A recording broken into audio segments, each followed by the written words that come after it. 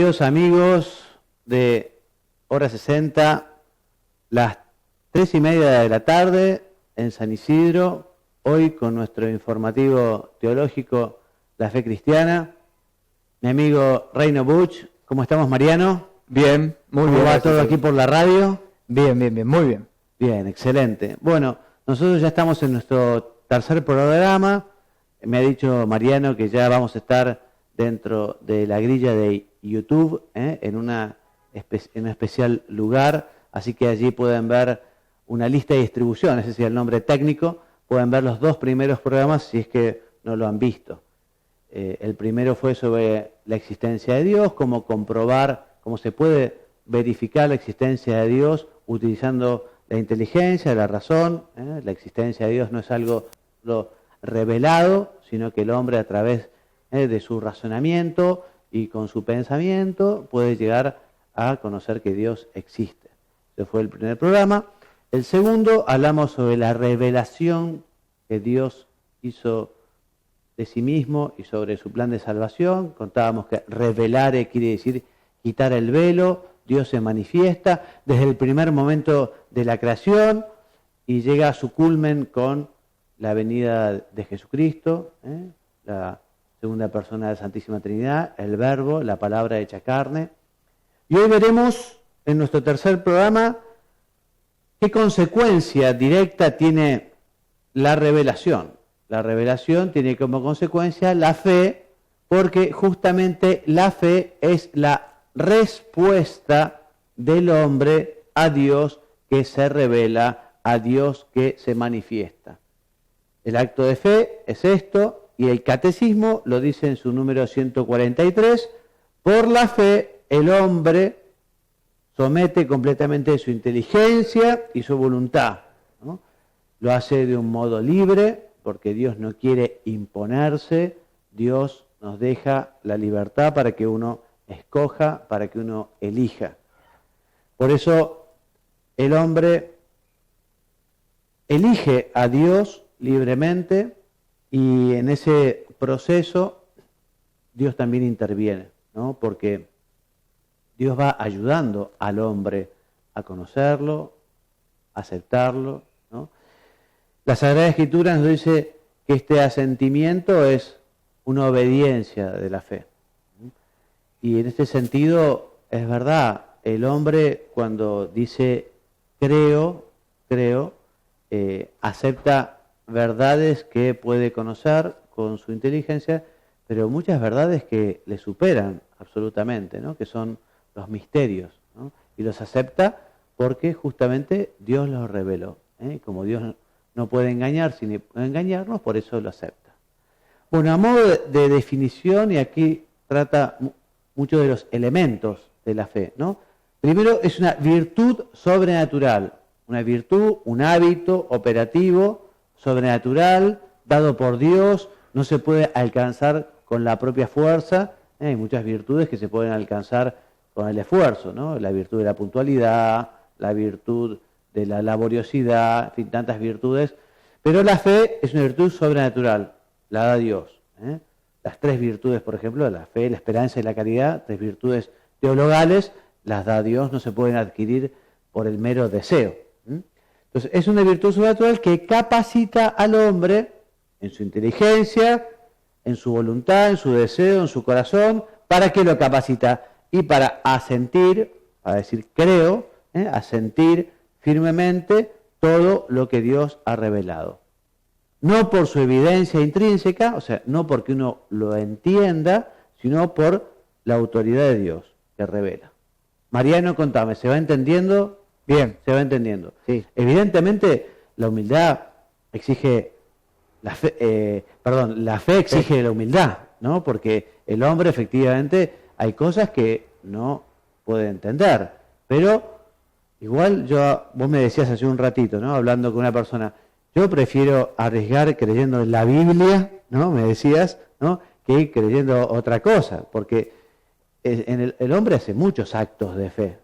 Algunos sobrenaturales, otros no tanto. Yo, por ejemplo, creo firmemente que mi padre es mi papá y yo no le hice ningún examen de ADN, ¿no? También creo que existió Napoleón, ¿no? y nunca lo conocí en Napoleón, a mí me lo contaron. Lo mismo que los canguros, dicen que hay canguros en Australia, yo nunca vi un canguro. Pero creo porque otro me lo contó, porque otro me lo dijo. Pregunta, Mariano, diga. ¿Y algo que no creas? Algo que no creo. Bueno, justamente creer es aceptar el testimonio de otro. Entonces yo no creo todo. O sea, creo justamente en base a quién es el que da el testimonio. Como Dios es veraz, como Él siempre dice la verdad, por ejemplo, el demonio es el padre de la mentira. A él no le creería nunca. Cuando lo tentó a Jesús, el gran mentiroso dijo, bueno, yo te doy todos estos lugares, todas estas ciudades, todos estos, si de rodillas me adoraras. Mentira, mentira. Como le mintió a Adán y Eva, si ustedes comen de esa manzana, van a hacerse como Dios, un gran mentiroso. O sea que ni al demonio, ni a los que a veces le siguen sus consejos y orientaciones les creo. O sea que evidentemente quien da testimonio es muy importante. Por eso también nosotros los cristianos tenemos que ser coherentes y dar testimonio de la fe con la vida, ¿no? O sea que lo más importante es que efectivamente las personas vean la fe encarnada, vivida, lo que sería terrible si no, hacé lo que yo digo, pero no lo que yo hago. Bueno, entonces también nos dice el catecismo que la fe es ante todo adhesión personal del hombre a Dios y es al mismo tiempo e inseparablemente asentimiento libre de toda la verdad que Dios ha revelado. En el programa pasado veíamos que el depósito de la revelación está en la Biblia, en la Sagrada Escritura y en la tradición. Si uno quiere saber por qué es lo que Dios dijo, bueno, allí lo va a encontrar. Y el acto y la fe es decir, bueno, yo en esto creo, ¿no? Creo.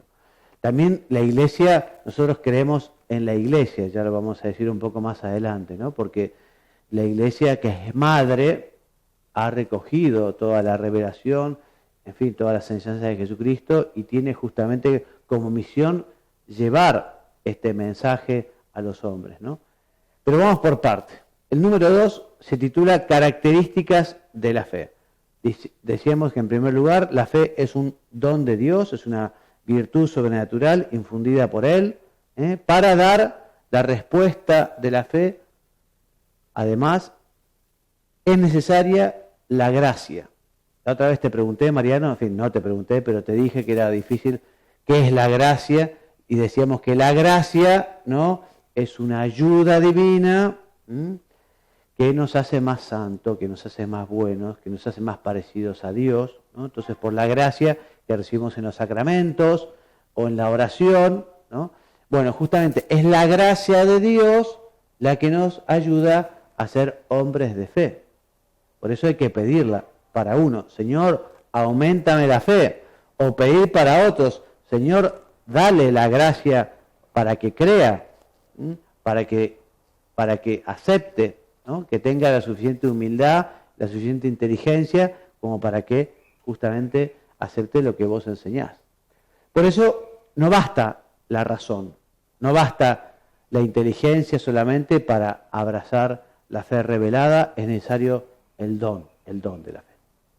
Es un acto humano. ¿Qué queremos decir con esto? Y para empezar decimos que no es un acto inhumano, no es un acto inhumano, es un acto humano. O sea que creer es auténticamente humano porque no es contrario a la libertad ni a la inteligencia del hombre depositar su confianza en Dios y adherirse a sus enseñanzas, a sus verdades.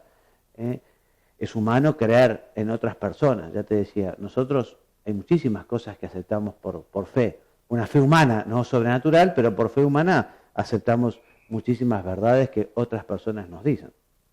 Entonces, en la fe, la inteligencia y la voluntad cooperan con la gracia de Dios. Ya decíamos que la fe es un acto de la inteligencia, porque también la voluntad es movida por la gracia, pero de un modo libre. Dios no violenta al hombre para que crea. Es más, casi todos los itinerarios de fe son una búsqueda. Una persona que busca y que al final termina encontrando, porque Dios no se esconde. Pero Dios no invade. Dios no avasalla, Dios no pone una luz tal que incandile. Dios lo que hace es permitir que el hombre lo busque, y como dice la Escritura, el que busca encuentra. Entonces, repetimos, creer es un acto del entendimiento que asiente a la verdad divina por imperio de la voluntad movida por Dios mediante la gracia. Entonces, fe y libertad no se contraponen, fe y libertad. El hombre es libre para creer o no creer. Dios no obliga. Y tampoco nosotros los hombres tenemos derecho a obligar a nadie. Tampoco para que haga un acto de fe, ¿no? O sea, a las personas, justamente quienes somos cristianos, lo que hacemos es invitar, sugerir, mostrar, participar, pero bueno, cada uno es libre de hacer lo que quiera. Y además, en fin, así es la vida. Nosotros somos libres y el día de mañana daremos cuenta de qué hemos hecho con esa libertad, qué hemos hecho con esta posibilidad que Dios nos ha dado para hacer tantas cosas buenas. Dice el Catecismo en su número 160, Cristo invitó a la fe y a la conversión. Él no forzó jamás a nadie. Jesús dio testimonio de la verdad, pero no quiso imponerla por la fuerza a los que la contradecían. Y nosotros vamos a actuar de la misma manera. Fe y razón. Entonces, a pesar de que la fe está por encima de la inteligencia, de la razón, jamás puede haber desacuerdo. Por eso también la fe y la ciencia van de la mano, porque tienen el mismo autor. O sea, si la ciencia contradice a la fe, no es verdadera ciencia. Si la fe contradice a la ciencia, es porque quizá eso no es realmente lo que Dios ha revelado. Y así lo dice clarito el 159 del Catecismo, que no sé si me lo querés leer, Mariano, desde allá. Por eso, la investigación metódica en todas las disciplinas, si se procede de un modo realmente científico y según las normas morales, nunca estará realmente en oposición con la fe, porque las realidades profanas y las realidades de fe tienen su origen en el mismo Dios.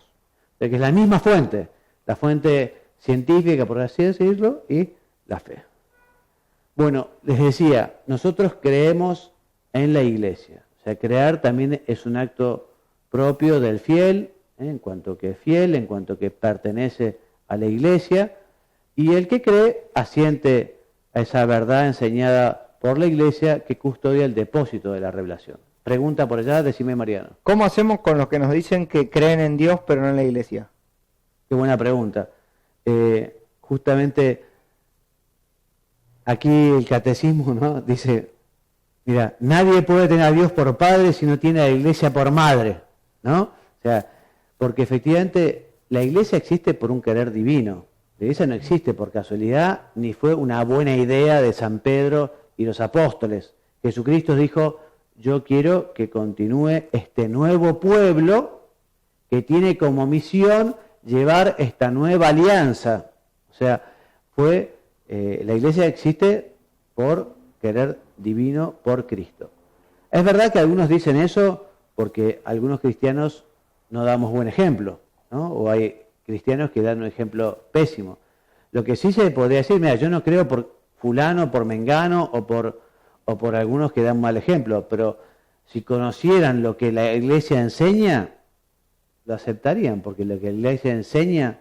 Pasa que hay gente que dice, ¿pero qué es la Iglesia? Dice, la Iglesia está contra... Perdón, pero vos ¿qué entendés por la Iglesia? Porque hay gente que entiende la Iglesia cualquier cosa, ¿no? Entonces, cuando hablamos de las enseñanzas de la Iglesia, hablamos de las enseñanzas que hace la Iglesia cuando habla de las cuestiones más fundamentales, ¿no? Cuando lo hace el Papa, cuando tiene que ver con su magisterio.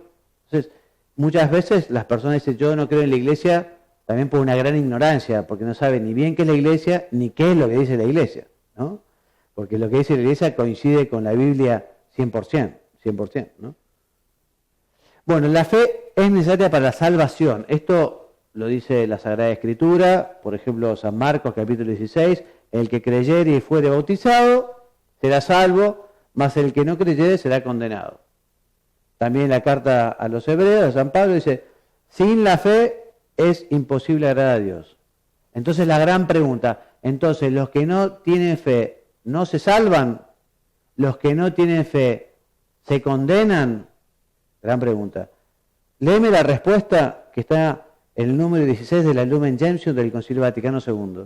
Los que sin culpa suya no conocen el Evangelio de Cristo y su Iglesia, pero buscan a Dios con sincero corazón e intentan en su vida, con la ayuda de la gracia, hacer la voluntad de Dios, conocida a través de lo que les dice su conciencia, pueden conseguir la salvación eterna. O sea que lo importante es la sinceridad que hay con uno mismo, la sinceridad con la propia conciencia. Toda persona que esté en la búsqueda de la verdad y lo busque con sinceridad, esa persona, si vive de acuerdo con esa verdad, alcanzará la salvación, evidentemente.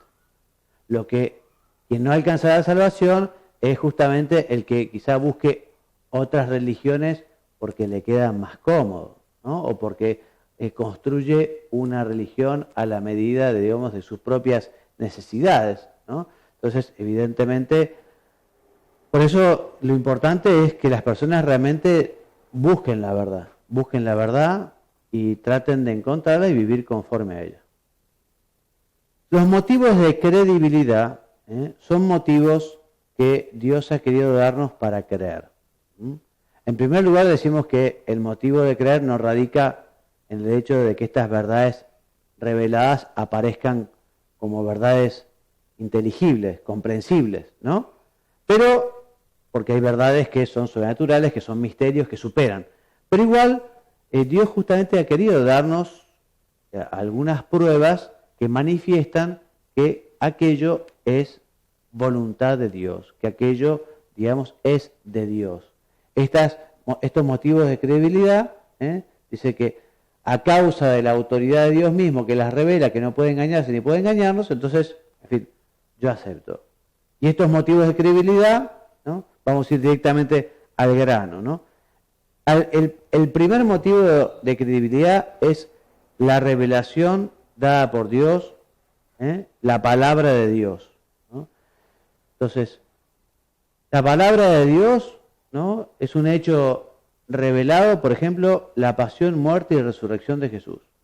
San Pablo dice, si Cristo no hubiera resucitado, vana sería nuestra fe. La resurrección de Jesucristo tiene un valor importantísimo, porque Él profetizó que iba a suceder eso.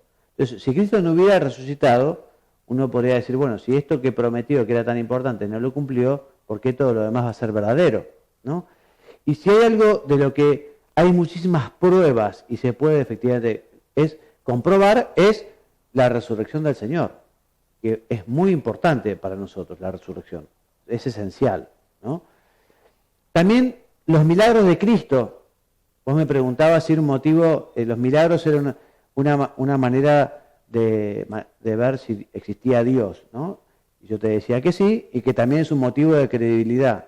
Cristo hizo los milagros para demostrar que Él era Dios, ¿no? Solo puede hacer milagros, o sea, entendido milagro, algo sobrenatural, algo que supera las posibilidades del hombre, ¿no? Bien. También el cumplimiento de las profecías. Las profecías son justamente, es la narración de un acontecimiento que va a suceder en el futuro y que es absolutamente impredecible, ¿no? Entonces, en Cristo se cumplen muchas profecías y Cristo mismo hace algunas profecías que después se cumplen.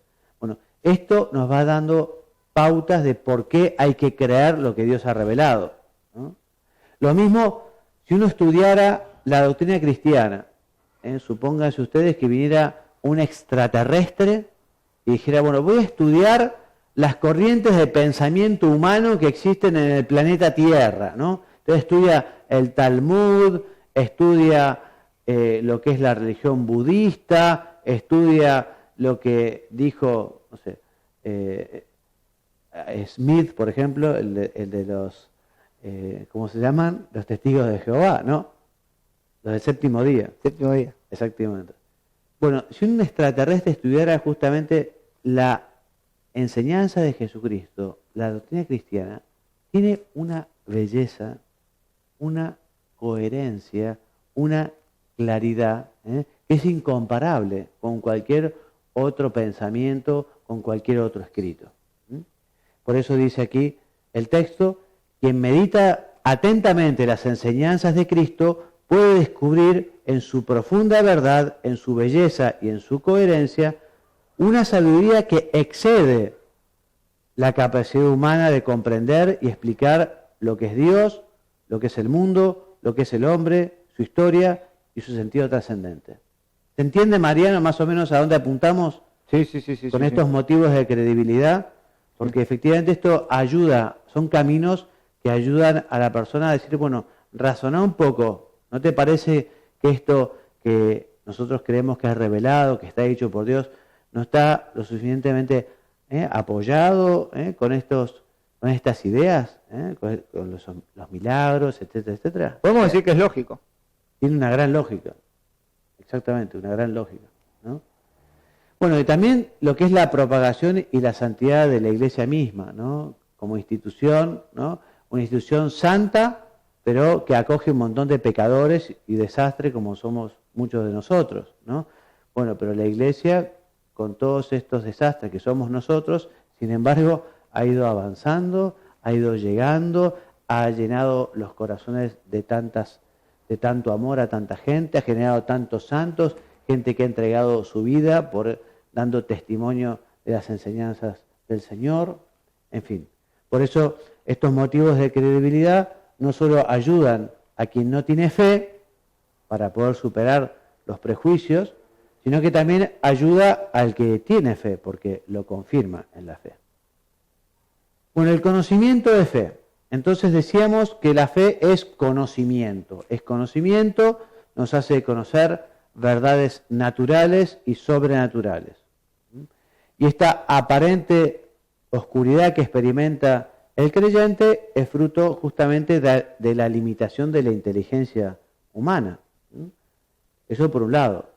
Y por otro porque también Dios es inabarcable.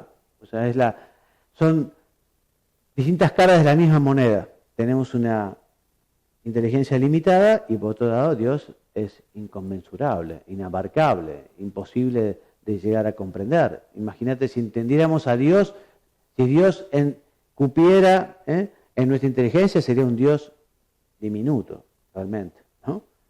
Bueno, la fe además es un anticipo de la visión de Dios cara a cara en el cielo. Y quien tiene fe, de alguna manera, está viviendo el cielo en la tierra. Por eso, quienes no la conocen o no la tienen, yo los invito a que aprovechen para no perderse esta búsqueda, ¿no? Y los que la tienen un poco dormida, o que habría que sacarles un poco de brillo, como los bronces, porque está opacada, bueno, anímense. Señor, ayúdame a aumentar la fe. ¿Y cómo se aumenta la fe?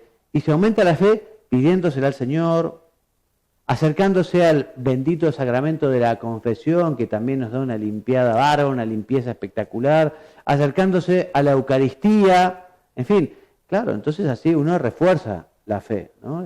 Y la fe deja de ser quizá algo más o menos ajeno a nuestra vida y comienza, digamos, a empapar toda nuestra actividad. Entonces, respecto de la certeza en la fe es más cierta que todo conocimiento humano. Porque justamente cuando yo tengo certeza que esto lo ha dicho Dios, y esto es lo que busca hacer la teología. O sea, la teología lo que busca es decir, bueno, ¿qué es lo que Dios dijo? Si yo tengo certeza moral que esto lo dijo Dios, y yo compro, amén, amén, ¿no? Porque creo en Él más que en nadie. Entonces, por eso la teología lo que ha hecho es estudiar, ¿no? Bien, bueno, qué es lo que Dios dice, qué es lo que enseña en la Escritura, qué es lo que nos enteramos por la tradición, etc. Entonces, la certeza que da la luz divina es mayor que la que da la luz de la razón. Bueno, por otro lado, la inteligencia ayuda a profundizar la fe, ¿no? Evidentemente, la inteligencia puede progresar. De hecho, dice el catecismo que es inherente a la fe que el creyente desee conocer mejor a aquel en quien ha puesto su fe y comprender mejor lo que ha sido revelado. El amor lleva a interesarse por la persona amada. Creo que lo decíamos en algún programa. dos chicos que se ponen de novio y el novio quiere conocer todo de ella y ella quiere conocer todo de su novio y saber qué está haciendo en cada momento. Y por eso hay esa conexión, ese interés, porque el amor busca profundizar en el conocimiento, porque a mayor conocimiento, mayor capacidad de amar. Bueno, eso es lo que debería ser la fe en nuestra vida. La fe debería llevarnos a querer conocer más al Señor, estar más cerca suyo, conocer sus enseñanzas, tratar de escuchar su voz y conocer su voluntad. Bien. La teología es la ciencia de la fe, recién hablábamos de ella, y decíamos que justamente se esfuerza con la ayuda de la razón por conocer mejor las verdades que se posee por fe. Y para hacerlas más luminosas en sí mismas, sino más inteligibles al creyente. El otro día decíamos que la revelación terminó, ¿no? Pero que es como un diamante en el cual uno puede descubrir nuevos brillos. O sea, nosotros, la teología, justamente utilizando la razón, la inteligencia, puede descubrir y explicar mejor las cosas. Ha habido mucha evolución en la teología. Toda una terminología, por ejemplo, la palabra transustanciación, cambio de sustancia. Bueno, esa palabra no es evangélica. Esa palabra vino muchísimo después para explicar lo que es la consagración y cómo antes de la palabra consagración es pan y después de la consagración es el cuerpo de Cristo. Hay una transustanciación, un cambio de sustancia. Eso es la teología que va avanzando también para explicar mejor las cosas. Bien, entonces este afán, cuando es auténtico, procede del amor a Dios y va acompañado por el esfuerzo de acercarse más a Él. ¿Cuántos santos han hecho las buenas lecturas? ¿No? Es muy importante que en la biblioteca de un cristiano no falten muy buenos libros, ¿no? Quizá empezando con temas más elementales, pero con la idea justamente de ir profundizando en el conocimiento, ¿no? Y en el misterio. Un tema tan importante como la misa. Yo pienso que mucha gente no va a misa porque hay una gran ignorancia de lo que es la misa. Yo creo que si hacemos una encuesta a las iglesias de la iglesia, decimos, ¿qué es la misa? ¿Cuáles son los fines de la misa? ¿Cuáles son las partes de la misa? ¿Para qué venís a misa? Bueno, no sé cómo en general así, en el conjunto, qué respondería la gente.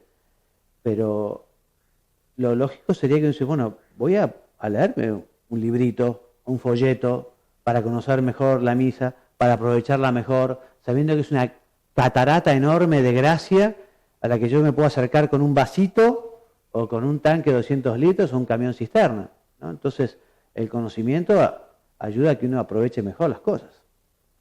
Bueno, y otro tema fundamental es el de la coherencia entre fe y vida.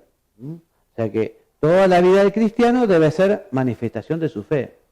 La fe no es un sombrero de quita y pon, que si uno se pone o se saca cuando va a misa. O sea, uno es un hombre de fe en el trabajo, en el deporte, en la fiesta, con los amigos. Bueno, en todo momento uno tiene que vivir como un hombre de fe, ¿no? Con todas las consecuencias que esto tiene. Por eso no hay ningún aspecto que no pueda ser iluminado por la fe. De hecho, el justo vive de la fe, por la fe, con la fe, en la fe. La fe obra por la caridad. Quien tiene fe obra caritativamente. Además es necesaria porque, como dice la Escritura, Santiago, sin las obras la fe está muerta. O sea, la fe tiene que manifestarse en obras de caridad, en obras de generosidad, en las obras que el Señor nos pide. Y cuando falta esta unidad de vida y se transige en una conducta que no está de acuerdo con la fe, entonces la fe necesariamente se debilita y corre el riesgo de perderse. Lo decíamos también en el programa pasado, quien no vive como piensa, termina pensando como vive. Porque es muy difícil que el hombre tenga una doble vida, ¿no? Decir, bueno, esta es la teoría, así debería portarme y resulta que me porto de la manera opuesta. Entonces, muchas veces, digamos, las teorías son justificaciones de mi propia conducta, ¿no? Entonces tiene que haber coherencia. Tenemos que perseverar en la fe. A veces Dios permite que uno pase por momentos de dificultad en la fe, ¿no? a veces le tiembla un poco el piso y a veces Dios lo permite para que nos aferremos más a Él, ¿no? Para vivir, crecer y perseverar hasta el fin en la fe debemos alimentarla. Como el amor conyugal, es un fuego que hay que seguir echando ramas, que hay que seguir echando leña, porque si no se apaga. Y la fe también no es algo que uno adquirió y ya para siempre. Tiene que alimentar la fe. Y uno se puede quedar con la fe y con la piedad de la primera comunión de un chico de 7 años. Si uno ya tiene 27, 37, 47, 57, digamos, la fe tiene que acompañar todo el proceso y tiene que haber un crecimiento en la fe. Entonces, debemos pedir a Dios que nos aumente la fe y que nos haga fuertes en la fe. Todos los católicos están obligados a evitar los peligros para la fe. En este sentido, así como las buenas lecturas pueden hacer mucho bien, también algunas malas lecturas, si uno no tiene una buena base, pueden hacer temblar a las personas, ¿no? No, estoy leyendo sobre la New Age, estoy leyendo sobre el budismo, el espiritismo, y la verdad que me parece que, bueno, una persona que no está muy sólido en la fe, aquello puede llegar a confundirlo. Bueno, pero cualquier moda lo confunde cuando no está sólido. Cualquiera, exactamente. Cualquier cosa lo confunde a uno. Por eso, digamos, hay que tratar de fundamentarlo en algo fuerte, ¿no? Pero además yo le diría, mira, habiendo tantas cosas buenas para leer, tantos libros buenos para leer, habiendo tan poco tiempo, yo te diría que te orientes justamente hacia lo que es bueno y hacia la verdad, ¿no? Porque dices, no, yo voy a investigar todas las religiones y voy a sacar mi propia conclusión. Bueno, puede ser. Yo te diría, quizá hay un camino que es un poco más corto, ¿eh? Es como la persona que dice, bueno, yo voy a buscar en un basurero, bueno, podés encontrar cosas muy interesantes en un basurero, pero quizá lo mejor es ir a buscar el lugar correcto, por lo menos para no perder tiempo, me parece a mí. Igual respeto a los que están en la búsqueda de la verdad, pero les digo, aprovechen donde tienen mayores certezas, ¿eh? O sea, cuando uno, por ejemplo, puede preguntar a muchísimas personas, y bueno, va a preguntar al que es más sabio y al que es más veraz. Una persona que tiene fama de ser un falso, y no le va a preguntar, digo, yo me voy a asegurar. Muy bien. Y también es misión de todo cristiano difundir la fe, difundir. No se enciende una luz para ponerla debajo del celemín, sino sobre el candelero. Y todos los cristianos estamos llamados a llevar la fe en la vida y también en la palabra, en la invitación, en la explicación. Incluso el Papa San Juan Pablo II hablaba de que para este nuevo milenio hace falta muchos pedagogos de la fe. O sea, gente que sepa explicar, bueno, ¿y yo por qué tengo que rezar? ¿Por qué conviene que vaya a misa? ¿Por qué me tengo que confesar y decir los pecados un cura? Bueno, hace falta gente que sepa explicar estas cosas. Y esto no es solo una tarea de los curas, todos los fieles, ¿no? Y es un desafío, sobre todo para la gente joven, decir, bueno, entrenarse para explicar, para enseñar, para orientar. Dice el Catecismo, hemos recibido el don de la fe para propagarlo, no para ocultarlo. Y hasta aquí la clase de hoy, ¿no? La bibliografía es el Catecismo de la Iglesia en su número 142 a 197, pero me traje una historia de fe, porque ya faltan todavía unos 8 minutos para terminar el programa. Les conté el otro día la historia de la conversión de Tatiana Goricheva. Bueno, aquí traje el texto del relato que ella hace. No sé si lo voy a leer entero porque es un poco largo, pero vamos a avanzar en la lectura y después les voy a leer la conclusión. Cuando de pronto ella recibe la luz de Dios, es impresionante. Les cuento. Tatiana Goricheva nació en Leningrado en el año 1947, estudió filosofía y radiotécnica, y cuando ella misma expone en su relato de conversión, dice que su juventud fue una muestra típica de lo que era capaz de producir el sistema ateo soviético, ¿no? A expensas, a excepción quizá de una cierta inquietud intelectual que sus estudios de filosofía le habían despertado. Pero ella se definía una atea absoluta, agnóstica, materialista. Fue a los 26 años cuando se convierte, y poco tiempo después pone por escrito el relato de su conversión. Dice, para las personas que han crecido en países occidentales, no es fácil entender.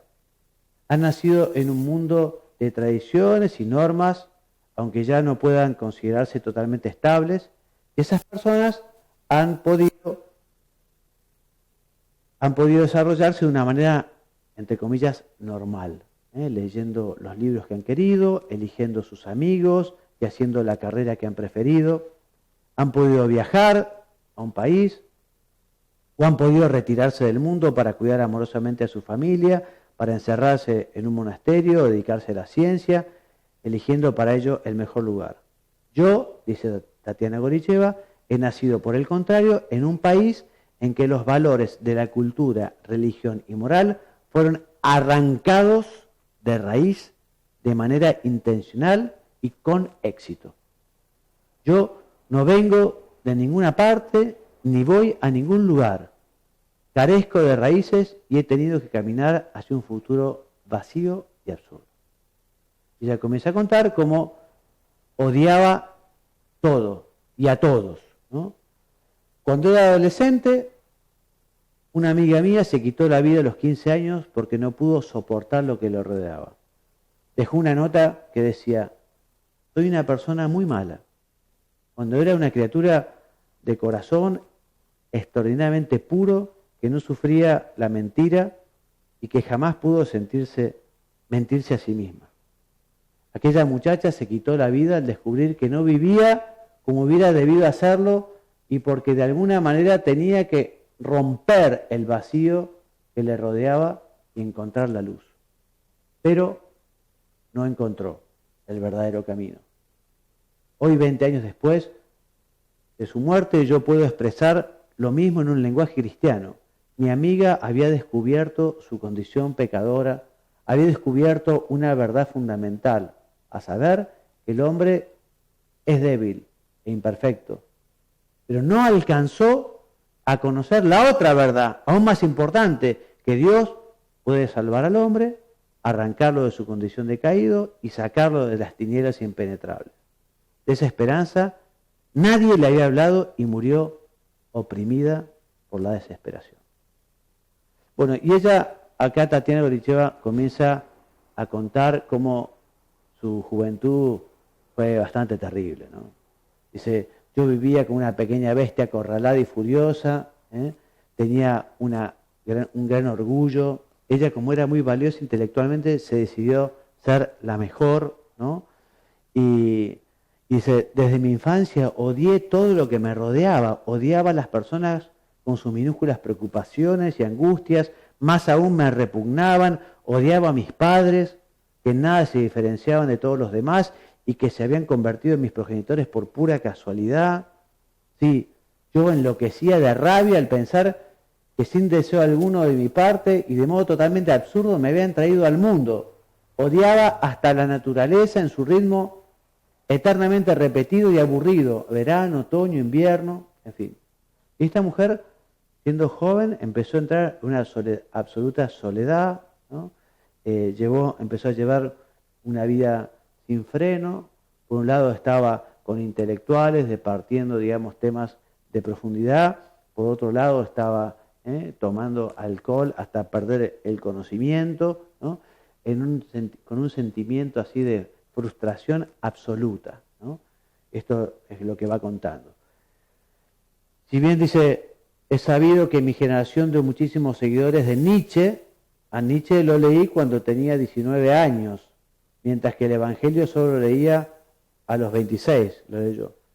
Y de inmediato me gustó mucho Nietzsche, como me gustaron también Sartre, Camus, Heidegger y la filosofía existencialista, rebelde y tan cercana a nosotros. Y bueno, con esos años de la revisión comenzó a leer otros autores y empezó a tener una apertura, así, una búsqueda, ¿no? Aunque efectivamente, dice, la juventud occidental vivió sucesos como el 68, 1968, que recorrió el camino de la politización cada vez mayor de la conciencia y se enardeció con el marxismo. En cambio, ella, que estaba dentro del sistema, lo padecía terriblemente, ¿no? Por eso decía, por el contrario, nosotros andábamos más y descubrimos los valores imperecederos de la cultura, de la historia, de la ética. Bueno. Y así, hago corta porque ya va a ser la hora, hace todo su recorrido, ¿no? Sin descubrir nada, pero al final llegamos al título, más adelante, dice, mi segundo nacimiento. Dice, pero el viento que el Espíritu Santo sopla donde quiera, cansada y desilusionada, ella había descubierto el yoga, ¿no? Entonces empezó a hacer unos ejercicios de yoga y repetía unas oraciones, unos mantras. Dice, hasta ese instante yo nunca había pronunciado una oración y no conocía oración alguna. Pero el libro de yoga proponía como ejercicio una plegaria cristiana, en concreto la oración del Padre Nuestro. Justamente la oración que nuestro Señor había recitado personalmente. Empecé a repetirla mentalmente como un mantra, de un modo inexpresivo, automático. Lo dije unas 6 veces. Entonces, de repente, me sentí transformada por completo. Comprendí, no con mi inteligencia ridícula, sino con todo mi ser, que Él existe. Él, el Dios vivo y personal, que me ama a mí y a todas las criaturas, que ha creado el mundo, que se hizo hombre por amor, el Dios crucificado y resucitado. En aquel instante comprendí y capté el misterio del cristianismo, la vida nueva y verdadera. En aquel momento todo cambió en mí. El hombre viejo había muerto. No solo dejé mis valoraciones e ideales anteriores, sino las viejas costumbres. Finalmente, también mi corazón se abrió y empecé a querer a las personas. Inmediatamente después de mi conversión, toda la gente se me presentaron sin más como admirables habitantes del cielo y estaba impaciente por hacer el bien y servir a Dios y a los hombres. Qué alegría y qué luz esplendorosa brotó entonces en mi corazón. El mundo se transformó para mí en el manto regio y pontifical del Señor. ¿Cómo no lo había percibido hasta entonces? Y así empezó mi nueva vida. Mi redención era algo perfectamente concreto y real. Había llegado de modo repentino, aunque la había anhelado desde mucho tiempo atrás, y solo el Espíritu Santo pudo realizarla en mí, porque solo Él puede crear una nueva criatura y puede reconciliarla con el Eterno. Solo por Él y su gracia pude solucionar el conflicto central de la personalidad humana, el conflicto entre la libertad y la obediencia. Bueno, ¿qué te pareció el relato? Impresionante. Es muy bueno este relato. Búsquenlo en internet, pongan Tatiana Goricheva, conversión, léanlo despacio. Es impresionante cómo Dios irrumpe en el corazón en un momento, una mujer desesperada que había buscado, frustrada, pero abierta a la verdad. Bueno, en la vida de muchas personas ha sucedido esto, ¿no? En la vida de los conversos, ¿no? Es impresionante cómo llega un momento en que se cree, un momento en que se acepta, un momento en que se recibe el don de la fe. Bueno, nos pasamos un minuto, así que nos despedimos hasta el próximo programa, si Dios quiere. Les envío mi bendición, les digo que Dios los bendiga y los haga muy santos.